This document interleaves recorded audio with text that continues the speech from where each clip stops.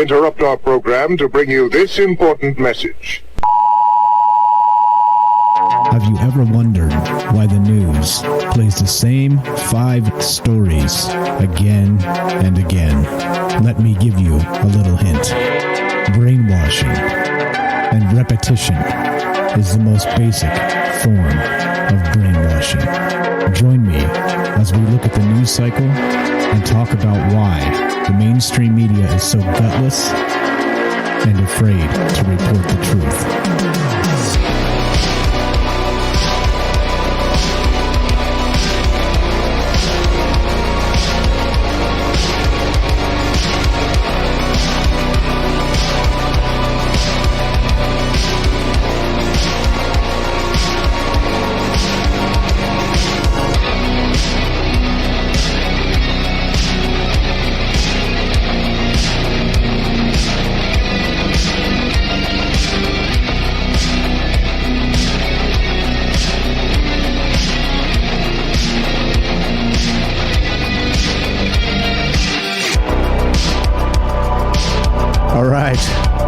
Welcome to Troubled Minds News. I am your host, Michael Strange, and this is the show where the conspiracy is the news, and vice versa. And of course, that's why we do it. This show spawned from the other show. The other show, of course, would be called Troubled Minds, and we talk about all the things we're not allowed to talk about over there, which, of course, aliens, conspiracy, the paranormal, etc., so on. This show here, the news show, is more suited and aimed at kind of a more bite-sized pieces of the news. We do like quick news hits and try and keep up with what the hell's going on in the world out there, and a little bit more conspiracy type stuff and a little bit less paranormal or aliens type stuff, but we mix it up and hopefully keep you on your toes and surprised about what's happening here. So that's what this show's about. That's what this show's always been about. It was part of the larger show Troubled Minds, and we used to do a news segment, and in that news segment it just continued to grow and grow and grow, and it basically started to take over the whole damn show. So it seemed to actually make sense to just turn this into its own show. And so here we are doing it. And as you know, if you guys have been listening, thank you all for being, I see you in the chat out there, thank you all for being enthusiastic about the show. Here's the thing, this is live. If you want to, we've always recorded these shows live, so if you want to be part of the show at any point, you can give us a call at 702-957-1037. That's 702-957-1037. You can also go to troubledminds.org, the official website, and click the Discord link and join the show that way. And we do it both ways. And yeah, that's what's up. One moment as I turn up my volume here. Okay, so let's do it. Let's get to the news, shall we? Let's get to the news. Let's see. Let's get to this right here. Let's get to this. Let's go with CNBC. And now this is a speaking of conspiracy and conspiracy news, check this out. This is a little bit crazy. So CNBC reports this. Supreme Court Justice Clarence Thomas says federal marijuana laws may be outdated. Oh, yeah, maybe outdated, right? Okay. Well, this is the no shit Sherlock moment of the hour here. I mean, Clarence Thomas gets a lot of flack for being a conservative Supreme Court justice, of course, because you're not allowed to be a conservative anymore. It's against the rules. It means you hate old people. It means you hate young people. It means you hate black people. It means you hate white people. It means you hate all the people. Actually, except it means you hate all the people except for white supremacists. That's what being a conservative means these days, if you ask the wrong people. But in any case, so Clarence Thomas here, let's just read some of this. Supreme Court Justice Clarence Thomas on Monday said that federal laws against the sale and cultivation of marijuana are inconsistent, making a national prohibition unnecessary. A prohibition on interstate use or cultivation of marijuana may no longer be necessary or proper to support the federal government's piecemeal approach, Thomas, one of the court's most conservative justices, wrote in a statement. The court's decision not to hear a new case related to tax deductions claimed by a Colorado medical marijuana dispensary prompted Thomas to issue a statement that more broadly addressed the federal marijuana laws. Thomas stated that a 2005 ruling in Gonzalez versus Raich in particular, which determined that the federal government could enforce prohibition against marijuana possession, may be outdated. Now, so clearly, if you guys aren't paying attention or could care less, possibly in this case, marijuana, of course, is one of those ones that's those. They call in the old days when I was young, they called it the gateway drug, right? So you could drink like crazy and it was all fine and well. But the second you smoke a little weed, there you go. You're about to be a crack hound, and cocaine is next, and all the rest of this stuff. The war on drugs. Remember that whole '80s war on drugs thing? Yeah. Well, they're still talking about this, and unfortunately, it's of course lobbyists from the alcohol and of course tobacco, right? Those types are lobbying against this because they're going to cut into their market share, all the rest of this. But in any case, it's kind of becoming legal in different states anyway. So it's legal here in Nevada. I know Colorado has been legal. California has finally just legalized marijuana. And so point being is that it's a little bit ugly that it's still kind of prohibited on a federal level, which means the banking situation is very foggy. And a lot of these marijuana businesses do cash business, which is like not so safe, right? I mean, you're going to get somebody show up with a machine gun and just steal all their cash. Like, this is going to be the next super, like, Grand Theft Auto type heist, is taking down these pot shops because they have so much cash on them, cash and weed. Anyway, so point being that no shit. I mean, come on, just get it right, people. Now, and this is part of the thing with government too. Like, there's so many obvious things that so many people are just like, come on, really? Are we still talking about this?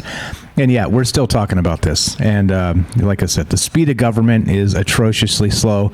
And not only that, they're clearly unbelievably out of touch because they have to, of course, pacify their donors and all the rest of this BS. So anyway, just I want to point this out that, yeah, no shit.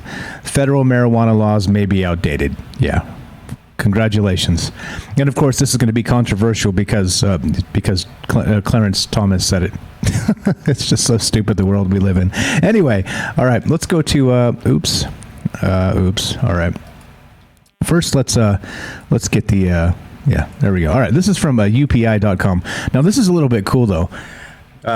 Interesting stuff happening out there in the solar system. So, mega comet 60 miles wide is about to fly through the solar system. All right. Actually, I didn't link that first one. Let's do that.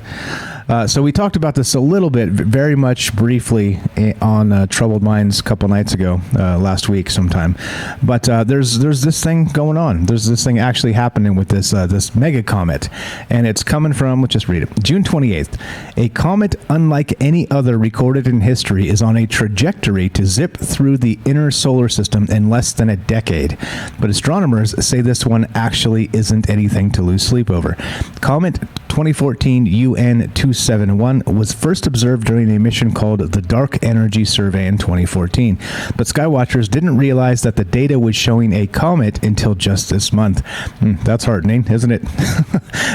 Pedro Bernadelli and Gary Bernstein were the two people who made this realization, giving Comet 2014 UN 271 a name that rolls off the tongue a bit easier.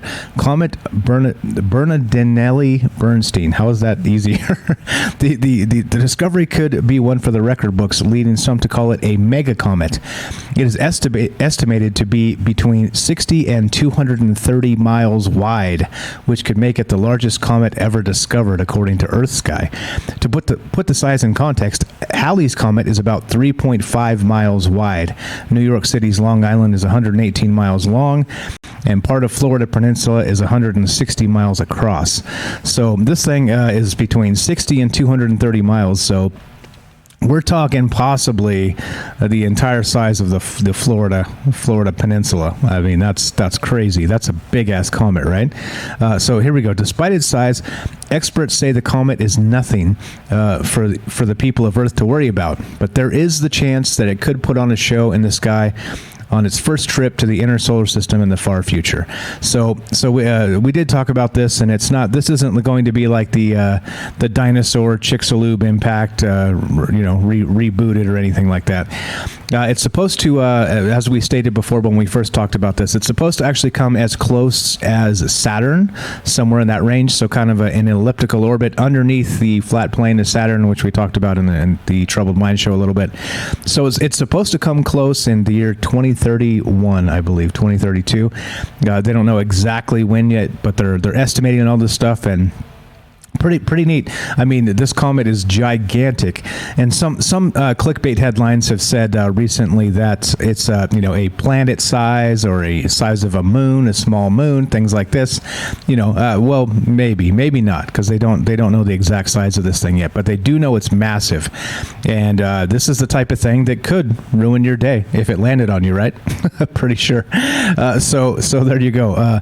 But this is what's happening out there in the solar system, and we won't actually possibly get to see it until probably a decade from now, 2031, 2032, something like that. But it is on the way, coming out from the Oort cloud, and it is a mega comet, an actual mega comet, at least 60 miles wide. Now, that's huge. Now, that's absolutely massive. So, yeah, I don't think we should worry, but there's a pretty cool graphic, actually, of where this thing's going to pass. See so the white line here is it kind of goes underneath the orbit of the orbits of the entire solar system. It'll just kind of fly down through the there you go. Anyway, right through the Saturn orbit, and yeah. Pretty cool stuff. So we'll keep an eye on this. So think about how amazing this is. We've got 10 years of clickbait for this, for the tabloids in the UK to be like, massive comet's coming. It could signal the end of humanity, right? How many clickbaits do you think, titles do you think we get in the next 10 years based on just this thing alone? Yeah, we'll see. Okay, let's continue, shall we? Let's move on. This is ARS Technica, and pretty good stuff. Link in my sources as always. Here we go. Okay, newly discovered supernova, maybe same type as the one observed in 1054, the year 1054. SN 2018ZD meets all the criteria for an electron capture supernova. More space news, like I said. I kind of like space news because it's really difficult to politicize space news. So, with that said, let's look at this. And until, of course, the Mars colonists are trying to leave the Federation of Planets or whatever the hell it's going to be, then we'll be able to politicize space news. Until then, no, not quite yet. Here we go. Around July 4th, 1054, Chinese astronomers recorded a guest star that shone so brightly it was visible in broad daylight for 23 days. The remnants of that long-ago supernova that formed the Crab Nebula has long been of great interest to astronomers. Some have hypothesized that SN 1054, as it is now known, was a new rare type of supernova, first described by a physicist some 40 years ago. A team of astronomers has now identified a second recent supernova dubbed SN 2018ZD that meets all the criteria for this new type, according to a new paper published in the journal Nature Astronomy, thereby providing a vital missing link in our knowledge of stellar evolution. And here's that paper. Do you guys want to see it? Like I said, I'm not in the business of reading scientific papers on air, because, well, I'd bore you to tears. But there it is. The electron capture origin of supernova 2018 ZD. So this article continues. Hold on. Let's see. Where are we? Where did I leave off? Let's see. There are two types of known supernova, depending on the mass of the original star. An iron core collapse supernova occurs with massive stars, greater than 10 solar masses, which collapse so violently that it causes a huge catastrophic explosion. And let's see. The other, the temperatures and pressures become so high that the carbon in the star's core begins to fuse. This halts the core's collapse, at least temporarily, and this process continues over and over with progressively heavier atomic nuclei. Most of the heavy elements in the periodic table were born in the intense furnaces of exploding supernovae that were once massive stars. When the fuel finally runs out entirely, the iron core collapses into a black hole or neutron star. All right, there you go. Like I said, space news, hard to politicize it, and that's why I love it. Let's see. What's up, guys? Reading the chat. How is everybody? Cheers. What's up? Late. You're okay. It's okay to be late, Eli. You're always on time. Uh-oh. What is this? What is going on here? All right, so I think we have a caller. Let's go to the caller. If we have a caller out there, testing 1 2. Speaking of calling, if you want to be part of the show, you can be part of the show at 702-957-1037. That's 702-957-1037. Caller, what's your first name? Where are you calling from? Hi. My name's Jim. I'm a big fan of your show. Thanks, Jim. Welcome to the show. What's on your mind today? I just wanted to call in and say that I heard about this guy. His name's Ash. He's a reptilian, and he's going to conquer the planet, and he's the best. He's the best. He's the best conqueror of the planet. I see. Yeah, he's really handsome, too, Well, reptilian standards. Wow, it sounds like you're on the intergalactic payroll to say nice things about this Ash fellow. Yeah, I went to China first, and they wouldn't take me. So then I tried Mossad and the CIA, but the CIA's woke now. You got to do the woke thing. So I don't know. So I just signed up. All right. What's up, brother? How are you? Welcome to the show. What's up, man? Hey, what are you talking about tonight? Tonight? No, nothing tonight. Tomorrow. This is just a news show, my man. We're just kind of hanging out, talking about the news, and of course, cool. It's all over the damn place. There's a planet-sized asteroid. There's marijuana laws. Oh. There's space news about some neutron stars. That's as far as we got. Cool. Well, I got a little news. I don't know if you're getting to it, but I just saw Jeremy Corbell went on Fox, and he said that he's dropping some more UFO videos tomorrow. And that he claims it'll be everywhere, all over the place. So I wanted to come on and say that. I thought that was pretty interesting.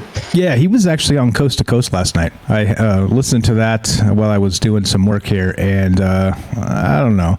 He also said he was going to release that information on Friday when the report came out, and he's late. So sorry, Corbell. Wow. You're late, buddy. You're late. Yeah, we'll see. We'll see what kind of stuff comes out. He does get contacted quite a lot by insiders, they say, that send him information and stuff. But I don't know. You got to be careful, guys, because there's a thing. I'll pull it up in a sec. Actually, on the topic here, is that there's a Reddit thing going around. I don't know if you've seen it, where it's a fake triangle UFO splashing into the water. You seen this, Ash? I see so many fake videos. It's tough to, I see. Usually it's like pretty obvious now, how fake they are. But some of them, they're getting better, which is kind of like, if I was the government and the Pentagon and I wanted to cover it up, what I would do is I would just pump out fake videos and post them to UFO groups, and it would just cloud everything, right? And maybe that's kind of what's going on. But so it's been confirmed fake, this triangle one.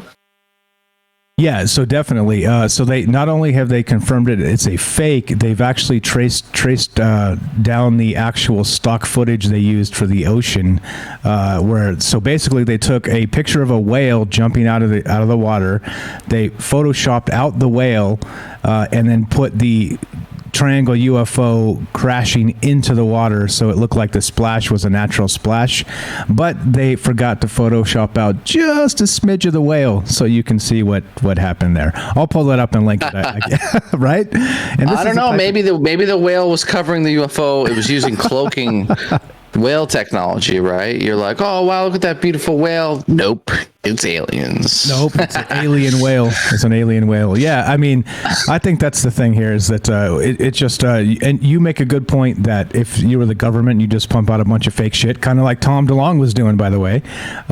So on his Twitter account, on his Instagram, and once you do that, right, you can really obfuscate what's happening in the sky. I mean, we still see the things, but it's kind of the narrative building philosophy, right? That's kind of how they do that stuff, yeah, unfortunately. Well, with Jeremy has to be careful because it's kind of like the movie Batman Begins.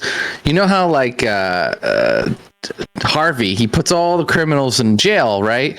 And at the end of the movie, spoilers, it's a whole old movie, Batman sacrifices himself and his reputation for Harvey. So the reason is because if he gets, character assassinated, the whole thing loses credibility. Everything falls apart. Criminals start getting away with stuff. So it's the same thing. It's like if Jeremy comes out and posts some stupid video and he gets it on Fox News and CNN and stuff like that, it'll just ruin the whole credibility behind everything, and it'll stifle the momentum. So it's like I'm excited for it, but I'm a little like scared, that it could be something dumb, Yeah, well, it's something dumb is his middle name.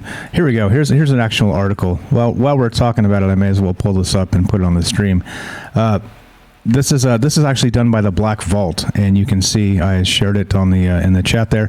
So this is the Black Triangle UFO photos surface on Reddit. This is June 2021. It is brand new. This just hit, and I actually should have pulled this out. So I'm glad you popped in and said this. It reminded me of this particular thing.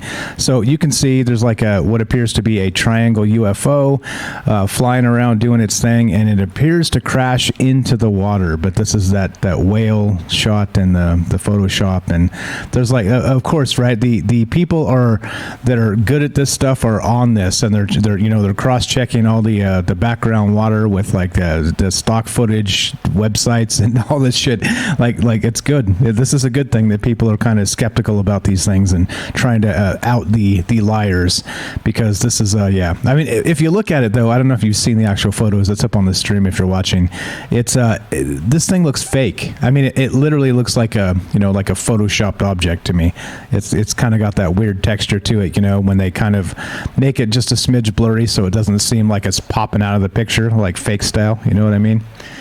Anyway. Oh, I know exactly what you mean. And you can see them from a mile away. And so I'm a part of a lot of groups where I just kind of keep tabs to get content for, our shows and for my channel. And man, I just see so much crap pop up. And I'm worried that as technology progresses, it's going to get to the point where even like the people who are doing like low effort, videos, they're going to be somewhat convincing. So then the really good fake ones are going to be really hard to debunk. And, with AI and all this kind of stuff and the tools that are coming out, it might get there. And it's, then it's like, I mean, it's already at the point where it's like, if I was trying to argue with a friend, I was like, hey man, UFO disclosure will never officially happen. He was like, oh, I was like, what could I possibly show you? I can't show you anything because anything could be fake. It could all be fake, right? It could be staged. Like, people with YouTube channels are producing stuff that looks better than movies these days. So there's literally nothing I could show you unless Bleeblop 5 comes down and gives you a smooch right on your own lips. You're not going to believe it. And even if you see a UFO in the sky right in front of you, you're like, well, you don't know if that's the government or whatever. So there's almost nothing except for the government officially coming out and saying it, and that's probably never going to happen. So I don't know. Never going to happen. Never going to happen. With that said, we got to take a quick break, quick 30 seconds here. You want to hang on, Ash? You're welcome to go, or welcome to stay, of course. And I'm going to just play a quick commercial.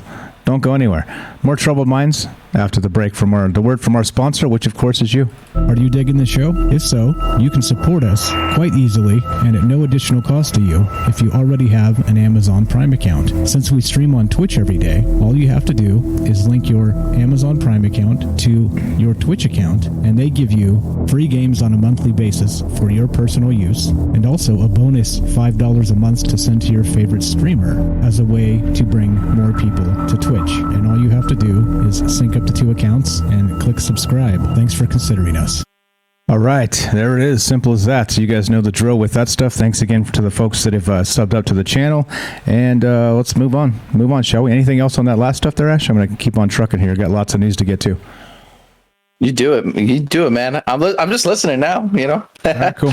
You're welcome to pop in whenever here, et cetera, so on. Let's go. DailyBeast.com reports this. YouTube bans and then unbans Right-Wing Watch, a media watchdog devoted to exposing right-wing conspiracies. Now, this is just another example of the censorship gone haywire.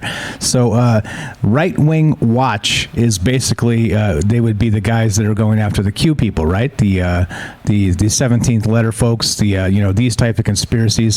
And so, oddly enough, they can't even get it right which side they're on. They're like, okay, ban them. Oh, well, crap. No, they're exposing the conspiracies of the right wings.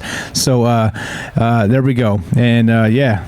I mean, I don't know. This is a little bit crazy. Right Wing Watch was banned while the right wing extremists they merely exposed via the platform continue to publish misinformation on YouTube. And so that's the best part here, right? So you literally just can't even make this stuff up. YouTube is so inept that it's called Right Wing Watch, and so they ban them. Here we go. Right Wing Watch's YouTube channel was mistakenly suspended. This is a quote from a YouTube spokesperson, but upon further review, has now been reinstated. A YouTube spokesperson told the Daily Beast on Monday afternoon. The social media site also suggested that the issue was a mistake due to high volume of content, and they attempted to move quickly to undo the ban. Right Wing Watch also confirmed that the YouTube informed the site on Monday afternoon that their channel was back online. So there you go. They can't even get their shit straight. They're just like, oh crap, it says right wing, ban it. And then all the while, like they're saying, the people that are actually spreading conspiracy theories, those dirty conspiracy theorists, they're still out there spreading misinformation. How dare they, right? How dare they? I don't have my Greta button right to play the how dare they. I just upgraded a hard drive and my shit's all kind of a mess. All right, let's continue, shall we? All right, so this is an interesting one here. That we talk about CRISPR from time to time, the genetic altering technology, and this is it's making leaps and bounds. Check this out. This is from sciencemag.org. CRISPR injected into the blood treats a genetic disease for the first time. And so the gene editor CRISPR excels at fixing disease mutations in lab-grown cells. But using CRISPR to treat most people with genetic disorders requires clearing an enormous hurdle, and that would be getting the molecular scissors into the body and having it slice DNA in the tissues where it's needed. Now, in a medical first, researchers have injected a CRISPR drug into the blood of people born with a disease that causes fatal nerve and heart disease, and shown that in 3 of them, it nearly shut off production of toxic protein by their livers. So here we go. I'm not exactly positive here if this is a good or a bad thing. It sounds, it's being framed in this article like it's a good thing, but of course, like always, we try and weaponize everything because we're people, and who knows what kind of stuff they can do with this if they can do these other things. So here we go. Although it's too soon to know whether the CRISPR treatment will ease the symptoms of the disease, notice I tried to say this 3 times before we started this, and I still can't do it. The disease is known as transthyretin amyloidosis. Anyway, the preliminary data reported today are generating excitement about what could be a one-time lifelong treatment. Quote, these are stunning results, says gene editing researcher and cardiologist Kiran Musunuru of the University of Pennsylvania, who was not involved in the trial. It exceeds all my expectations. So this is good, right? I mean, medical breakthroughs are good. Yeah. I mean, technology is good. Science is good. This stuff is all good. But this CRISPR stuff, they're using it for some other interesting. And there you go. Helena's got it right. Let's file this under what could go wrong by just changing people's genetics with a quick little pill or whatever the hell they're going to do here. So in any case, I don't know the answers to these things. You know me. I'm not trying to to tell you what the answer is. I'm saying that maybe this could be a good thing. Maybe it could, be used for the forces of evil, but we won't know until, I guess, time will tell. Time will tell. Let's keep on trucking. Here's another one of my favorite topics: the government and the government seizing money or gold. Check this out. The FBI searched a cave for Civil War gold, fearing Pennsylvania officials would seize it. New court documents show. Now, this is a pretty nice long article if you want to read through it. Long story short, there was some gold. Actually, let's read the first paragraph here because it kind of sets the stage for the rest of it. It was the summer of 1863, and Union Lieutenant Castleton and his men were lost. They were transporting a large quantity of gold bars hidden in false-bottomed wagons from Wheeling, West Virginia, to the U.S. Mint in Philadelphia, and had paid a local guide to guide them through the hills. Now they were going around in circles. The guide had taken off with 2 horses, and Castleton was ill. They decided to separate. A small party would go find help, while Castleton and Sergeant Mike O'Rourke stayed behind with the gold. Neither the gold nor the men were ever seen again. So there you go. Gold bars from the Civil War disappeared, right, as you would expect, and there you go. That's the story. But now, not only that, we have these treasure hunters that think they found this particular cache of gold, and in a cave. So they had some actual meter readings of gold, not gold, but let's say metal behind a particular false back of a man-made cave, and so they determined that it's possible this was the deal, right? But of course, you can't just dig in these places. You got to get permits from the government and all the rest of this. So the word gets out, and what do you know? The FBI comes in. Yep, that's right. So the FBI comes in, and they search the cave now because, of course, if these guys, these treasure hunters, these private amateur treasure hunters, if they find it, it is federal property, this gold, but if they find it, they're entitled a finder's fee of up to 40%. And we're talking about billions of dollars in gold at this point with inflation, right? So the FBI sneaks in and does a search of the cave and says, well, nothing's here, case closed. Case closed, right? It's like, and these guys are like, wait, what? When? What? Like, they swoop in the dark of night. And anyway, let's see. For years, the FBI declined to say what it was looking for in the cave. It now says that when it searched the cave, it came up empty and considers the case closed, according to the AP. The Paratus and a former Wall Street Journal investigative reporter say the FBI is lying. And the Paratus are the people here that were the treasure hunters that are trying to find this gold. Anyway, you get the point, right? This is a little bit strange to me that again, right? Like the government just does its dirtiest and its best to just screw us out of our taxes all the time. I knew it. Don't get me started on taxes. It's my trigger word. But then we have a situation where these guys do a possible good deed. They find gold that will go back to the Treasury, back from the Civil War time. And the FBI swoops in front of them to try and retrieve it for themselves, for the government, without having to pay these guys the finder fee, right? You see the way this shit works? They want to have their cake and they want to eat it too. And it's a bunch of bullshit if you ask me, and it sucks. But anyway, interesting read if you want to check this out. Pretty good stuff. And yeah, so the FBI says case closed. Case closed. There's no gold here, nothing to be seen. And wink, wink, I'm sure that's completely the truth, right? Completely the truth. So stupid. Okay, so anyway, let's continue, shall we? Let's continue. The government doing the right thing, right? The illusion of the world we live in. All right, so let's see. What else do we got? We got this. Let's go to the New York Post. Now, as we know, we've talked a lot about in the past, several days here, the disclosure initiative coming from the government and all the rest of this stuff. The UFO report finally hit on Friday. We did a special show on Friday. So if you're into that, go check out the special Friday show and you'll see what's going on. But this is from the New York Post. NASA Administrator Bill Nelson believes we are not alone in the universe. And now, this is what I was saying on Friday when we talked about this. I was curious to see how the press sort of tried to posture what was happening with this disclosure initiative, right? And so here's part of it. Here's part of what they're saying. So this is today, and NASA Administrator Bill Nelson says he doesn't think we are alone after reading the U.S. intelligence community's recent report on UAP, the unidentified aerial phenomenon, adding that the launch of a new telescope later this year could find more planets potentially home to intelligent alien life. An unclassified copy of the report was released on Friday, which confirmed there have been more than 140 UAP sightings, with some lawmakers raising concerns that the objects could be controlled by foreign adversaries, potentially posing a national security threat. Nelson, a former astronaut who previously served as Florida's senior senator, told CNN on Monday that he has directed scientists to research potential explanations and report back to him. So there you go. This is some of what the press is doing. We have the NASA administrator stepping up and saying, we're not alone. We're not alone. We're not alone here. We're going to get some money behind this, and we're going to talk to some scientists, and we're going to do our thing, and we're going to find these aliens. We're going to get to the bottom of this. Well, we'll see. Like I said, we'll see, and we'll see how the press reacts this week to the UFO report on Friday.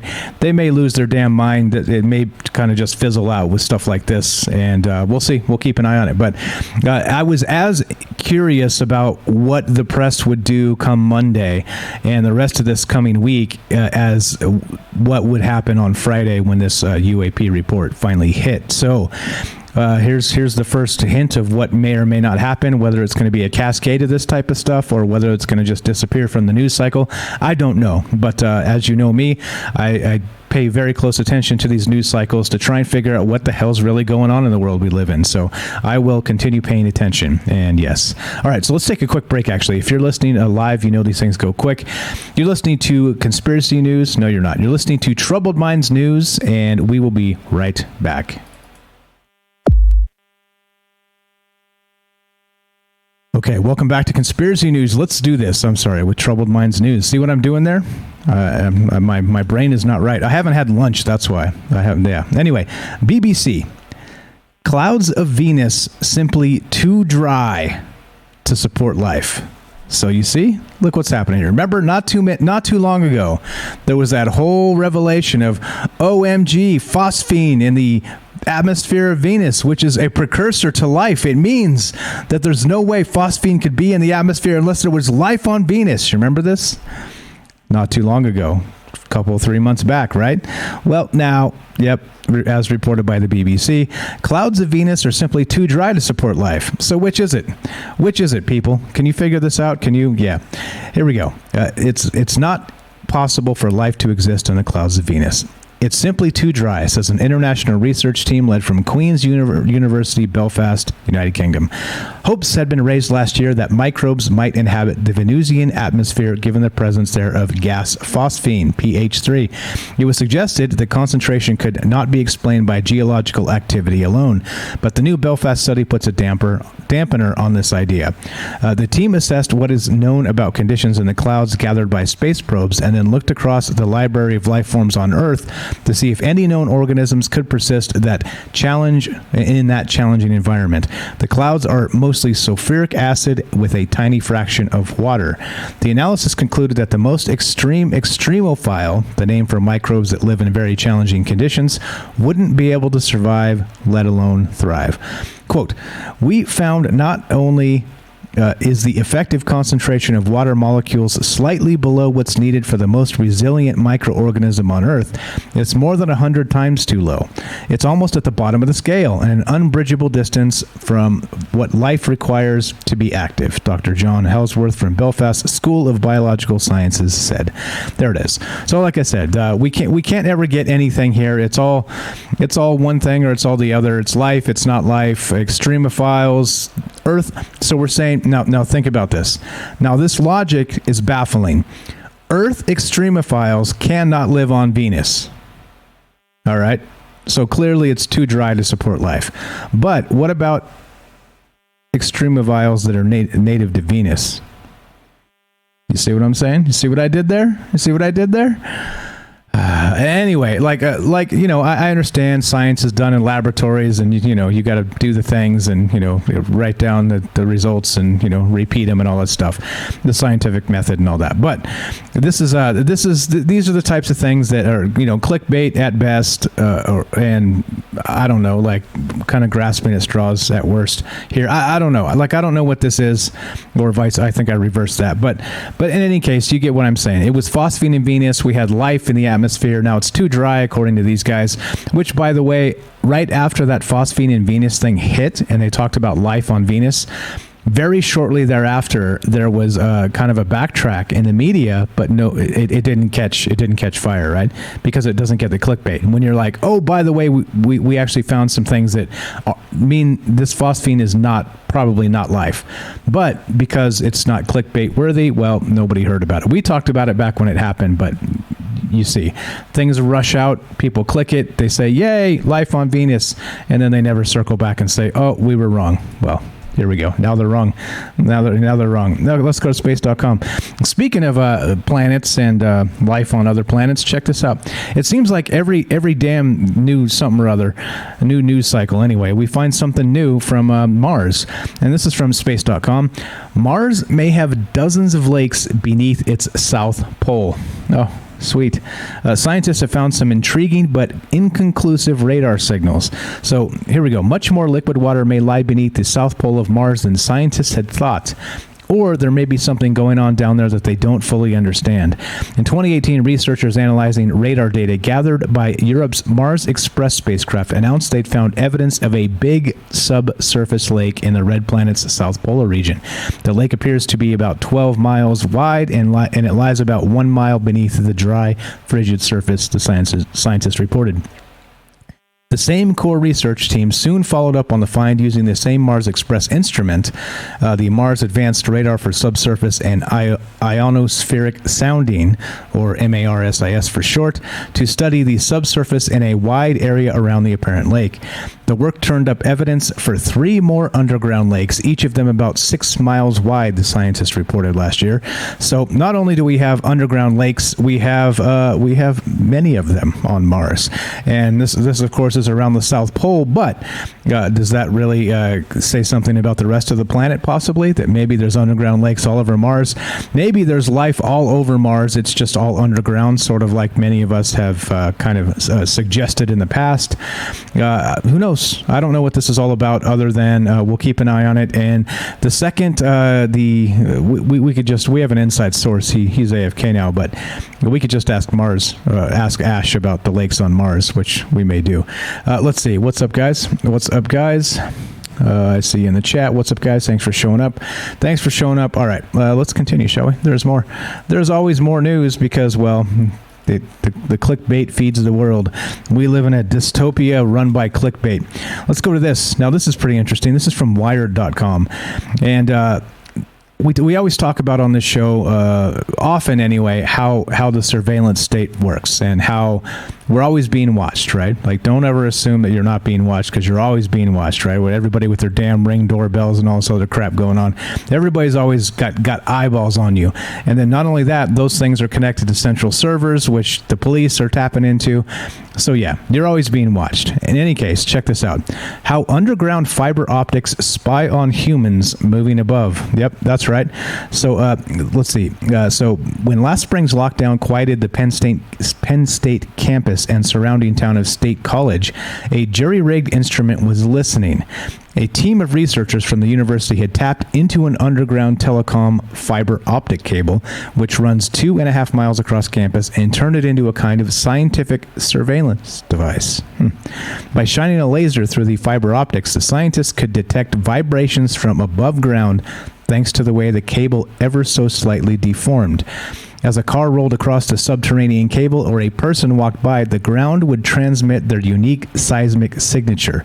So without visually surveilling the surface, scientists could paint a detailed portrait of how a once bustling community ground to a halt and slowly came back to life as the lockdown eased. Now, this is where it gets creepy. They could tell, for instance, that foot traffic on campus almost disappeared in April following the onset of lockdowns and stayed gone through June.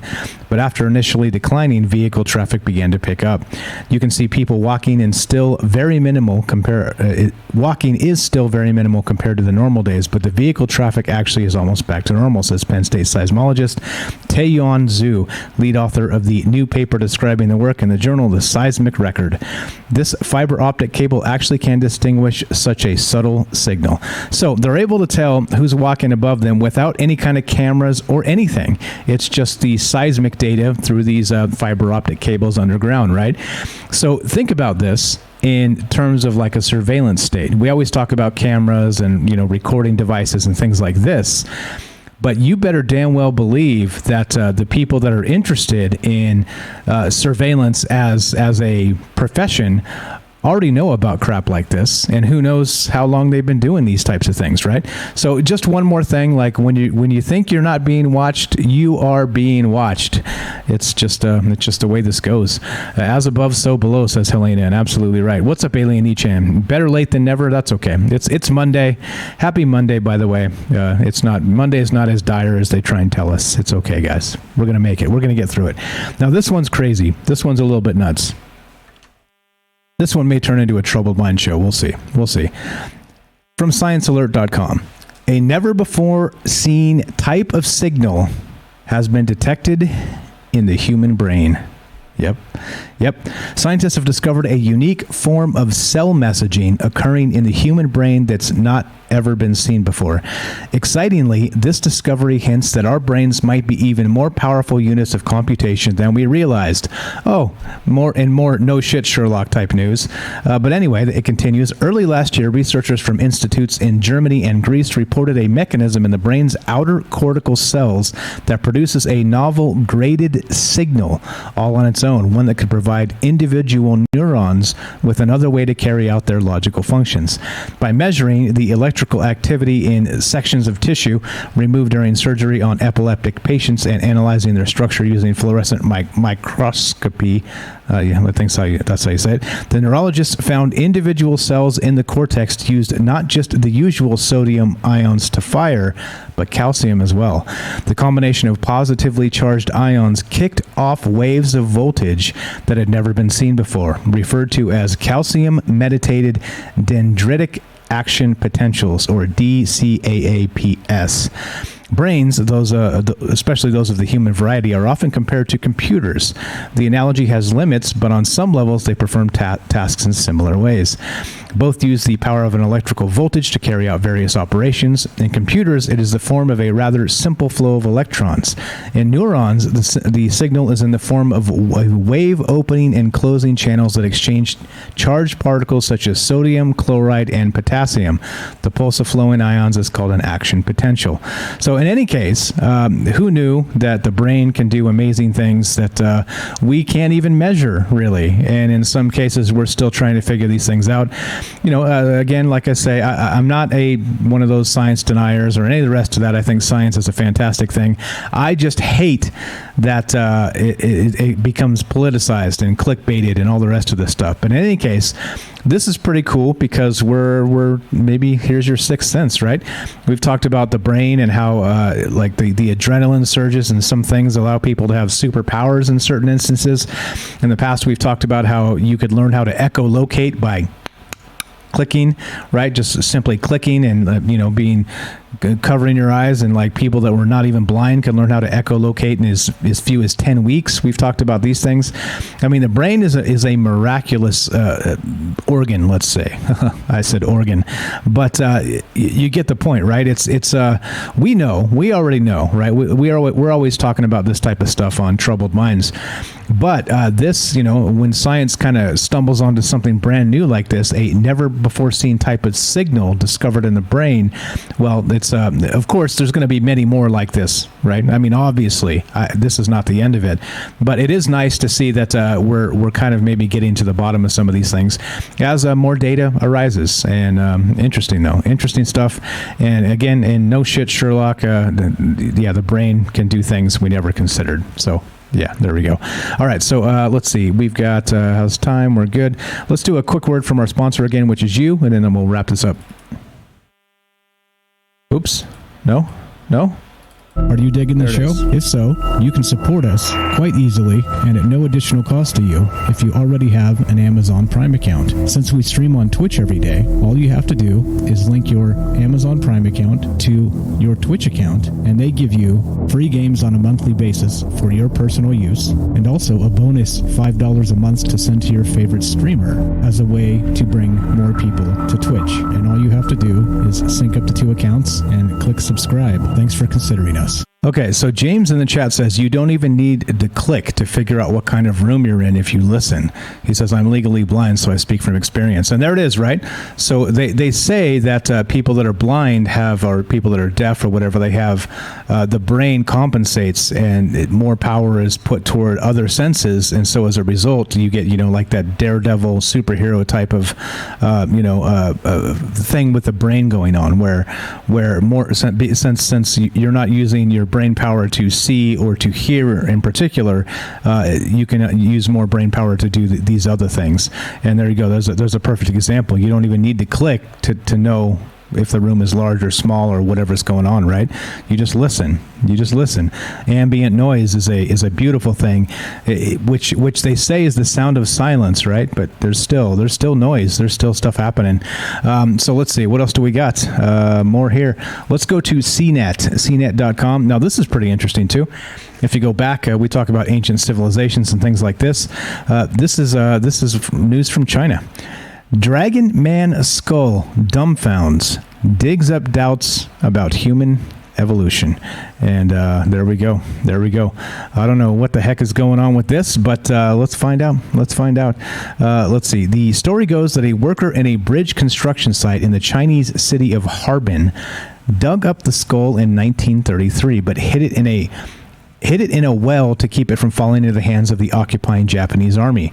Its existence was only revealed by the worker's family in recent years and donated to the Hebei Geo University for study. So an actual skull they're calling it an ancient skull of what could be our closest extinct relative, nicknamed Dragon Man. And so, let's see, it turns out the worker's intuition that the skull could be significant was correct. Quote, the Harbin fossil is one of the most complete human cranial fossils in the world, says Quang Ji, a professor of paleontology at Hebei Geo University and author of a study on the skull. The fossil preserved many details that are critical for understanding the evolution of the Homo genus and the origin of the Homo sapiens. Now, here's the weird part. The Harbin cranium is the true big box of skulls for the Homo genus. It's a massive dome with room for a modern human brain, but with bigger and somewhat squared off eye sockets, imposing brows, wide mouth, and plus-sized teeth. Scientists, include G, believe the skull, thought to have come from a man who lived to be about 50 years old, as a specimen of a previously unrecognized human species dubbed Homo longi, L-O-N-G-I, longi, Homo longi maybe, or Dragon Man. A trio of papers from the researchers was published Friday in a journal called The Innovation and make the provocative suggestion that we are closely related to dragons, or at least to Dragon Man and Dragon Woman. And so notably, the thing that's is hitting the headlines regarding this particular thing is they're saying that the eye sockets are squared off, right? And so you can see like a virtual reconstruction here on the screen if you guys are watching, and I'll full screen it so you can see a little bit better.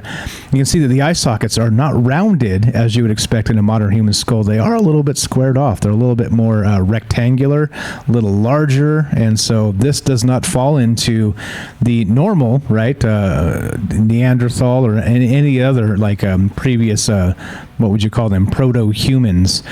This is something completely new, and so interestingly, they're calling it Dragon Man, of course, because clickbait, because why the hell not? Dragon Man! It's a hell of a lot better than, a box eyeball guy. But Dragon Man, right? Yeah, here we go. So let's see what comes out of this. But this is pretty interesting that we have, as always, and now notably, I say this a lot, is that with ancient history, we're working with like 0.1% of all the data, right? All the rest of the stuff that's legitimate and will tell us a better story is still in the ground out there. We just haven't found it yet. And so, the only way to find all of it is to dig up the entire earth. And that's hard to do, number one. And two, people live in those places. So it's not going to get dug up. I'm not sure. That's a good question. Why dragon? Why are they calling it a dragon man? I'm not sure. Let's see. Is there a actual, let's see. No, not really. It doesn't really say why they're calling it dragon man. But anyway, pretty good stuff. Like I said, this is science, right? Like we are always working with such an unbelievably small amount of data compared to the whole. And so as a result, maybe this changes. Maybe this changes the evolutionary structure of what they believe is right. And, the good thing is we're always learning things. The bad news is that we seem to base the entire past on what we know, right? And I know it's kind of like a paradox of, well, if you can't base the past on what you don't know, but what we do know is so flawed and so small in the entire data set that clearly our understanding of history is going to be flawed as well. So, like I said, I'm not a hater of science. I just I hate the clickbait and the politicization of it. Okay, so anyway, let's continue. Let's keep on trucking, shall we? Now, this one's pretty cool too. This was one of those ones where I saw it and was like, how do I do a troubled mind show about this? I'm not even sure. But this is from sci-fi.com. Earth has a 27.5 million year heartbeat that seems to align with mass extinction events. Oh shit, right?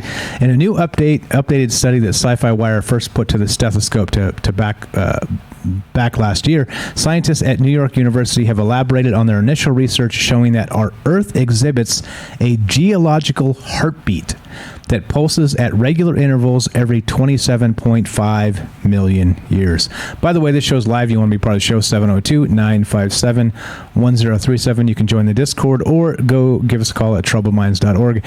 Phone number is on top. Discord link is there. Back to this. So in the latest report published June 17th in the online journal Geoscience Frontiers, NYU's team of geologists and biologists found more evidence that pivotal events in Earth's more recent history have congregated around Earth-shattering patterns over the past 260 million years. These dozens of epic geologic events range from major crust upheavals, sea level shifts, volcanic eruptions, earthquakes, and more. Ladies and gentlemen, that is real climate change. Quote, for quite a long time, some geologists have wondered whether there's a cycle of around 30 million years in the geologic record. Lead author Michael Rampino, a professor of the Departments of Biology and Environmental Studies at New York University, told Live Science. But until recently, poor dating of such events made the phenomenon difficult to study quantitatively. Many, but maybe even most geologists would say that the geological events are largely random. In this expanded study, Rampino and his crew engaged in quantitative analysis to determine whether or not these cataclysms were strictly random or if there existed some sort of clustered pattern. After poring over data and identifying 89 primary geological occurrences that happened over the past 260 million years, the team began to see a rhythm. These events included, but were not limited to, extinction-level events, toxic ocean cycles caused by oxygen depletion, sea level fluctuations, violent flood basalt eruptions, and shifts in the orientation of Earth's tectonic plates. Pretty cool stuff, right? The heartbeat of the Earth that seems to bring with it every 27.5 million years some sort of a cataclysm. And like we've talked about, right? Maybe this is the great filter. Maybe things like this on planets are what keep the aliens from being everywhere, from literally going outside and just staring at the sky and waving at the aliens as they fly by, right? Maybe this is the type of thing that happens geologically, or we've talked about different cycles, different long cycles in the Earth, and how it seems to be a limiter of technology of sorts, right? If something happens, like right now, let's say we have a super volcano blow, that's it. We're back to the Stone Age, right? Like tons of people dead, and we have to basically start from scratch again and redo all the technology. So, in any case, I don't know. I don't know what this means other than I think it's a pretty cool, pretty neat idea. And yeah, the heartbeat of the Earth with the mass extinction. Let's see. Yep, good stuff. Let's see. You guys in the chat cracking me up. All right, a couple more, and let's finish this up. Where are we at time-wise? I think we're good. Perfect, right on time. All right, let's do this. Gizmodo. Yeah. in case you're wondering, when will regular people be able to visit the moon? In case you guys are really dying to go to the moon, well, here it is. Admittedly, these customers are not regular people. They are extremely rich people. Oh, well, there it is. You just have to become extremely rich and you're good to go. So here, blah, blah, blah, blah. Here we go. All right. So basically, long story short, this guy says, I'm not holding my breath. It's true that we've had the basic science and technology to bring ordinary people to the moon and back since the late 60s. The lunar missions of the Apollo program were a tremendous scientific and technological achievement, but the public excitement and taxpayer will were not enough to sustain that program, and it was retired even before it had completed all it had planned for the first phases, much less a good to make of the futuristic dreams of a moon bases and regular traffic back and forth. So, as always, right, like you can't do this unless you're rich. Well, if you could put all the things into a bucket that exist for that, well, I'm not going to bring up Epstein, but I just did. You know what I'm saying, though? Like, you can't do some things if you're not rich. But if you are rich, well, you can do those things. You see what I'm saying? Yeah, sociopaths, assholes, billionaires, yeah. Anyway, you got it. Let's go to let's see. Yeah, the cryogenic stuff. I did see that article. I did. Only there's only so much though. There's only so much we can get to. We'll try and jam that in for Friday, assuming there's no hot piping news that catches us before then. Check this out. This is from the New York Times. The Washington Post. Excuse me for mixing the two up. they're nearly indistinguishable. Both a bunch of assholes. Okay, anyway. Seattle scientist digs up deleted coronavirus genetic data, adding fuel to the COVID origin debate. Now, listen to this. An American scientist has incited a new skirmish over the origin of the coronavirus, reporting that he has retrieved potentially significant genetic data about SARS-CoV-2 that has been stored and later deleted from a digital archive at the National Institutes of Health. Hear that? Stored and later deleted.